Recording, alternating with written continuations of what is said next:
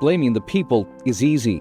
If there had been enough gas, schools, homes, and public buildings wouldn't have been forced to burn coal. Doesn't anyone say, Governor, 4 restaurant tandoor ovens can't destroy the region's ecology, and this is someone's private property. You need a court order to demolish it. doirasida endi masalan aytaylik o'sha xususiy mulklarga tajovuz qilinishi, shu bir haligi vulgarcha bir munosabat endi albatta hokimlarni